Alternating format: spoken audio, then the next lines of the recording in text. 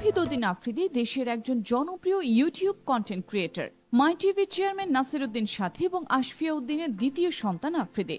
সম্প্রতি কিছুটা গোপনে বিয়ে করেছেন তিনি। গতকাল থেকেই যেন হটকেক তৌহিদ আফ্রিদির বিয়ের সেসব ছবিগুলো।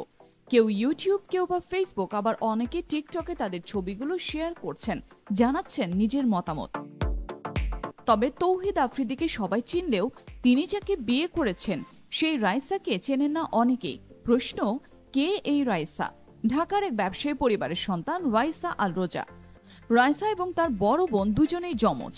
রাইসা মূলত অনলাইন প্ল্যাটফর্মে কাপড় নিয়ে লাইভ করে থাকে, সেখান থেকেই টিকটকে।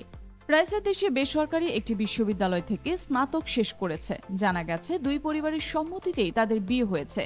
টিকটকে তেমন আলোচনায় না থাকলেও অনেকদিন ধরেই প্রেম ছিল তৌহিদ আফ্রিদি এবং রাইসার মধ্যে।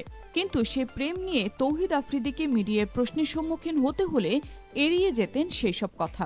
যদিও একবার গুঞ্জন উঠেছিল রাইসার সঙ্গে প্রেমে রয়েছেন তৌহিদ আফ্রিদি, কিন্তু সেই বিষয়ে দুজনেই এড়িয়ে গেছেন। এর মধ্যে শিশু শিল্পী থেকে নায়িকা বনে যাওয়া প্রার্থনা ফারদিন দিঘির সঙ্গে প্রেমের গুঞ্জন উঠেছিল তৌহিদ আফ্রিদির। তাই অনেকে মনে করেছিল যে আফ্রিদির সঙ্গে দিঘির সম্পর্ক কিংবা যোগাযোগ কি এখনো আছে। দিঘি অকপটে যদিও তার ইন্টারভিউতে জানিয়েছেন তৌহিদ আফ্রিদির সঙ্গে এখনো তার ভালো বন্ধুত্ব রয়েছে। বন্ধুত্বের কোনো সময় থাকে না। বিষয়টা এমন না যে এখন বন্ধুত্ব আছে পরে বন্ধুত্ব থাকবে না। সবসময় সে আমার বন্ধু, একজন ভালো বন্ধু। আমাদের এই মিডিয়ায় বন্ধুত্ব নিয়ে অনেকেই অনেক কথা বলে থাকে, এটা অনেকটা মন গড়া কথা। সব মিলিয়ে আমি বলবো আফ্রিদি সবসময় ভালো বন্ধু ছিল, আছে এবং থাকবে।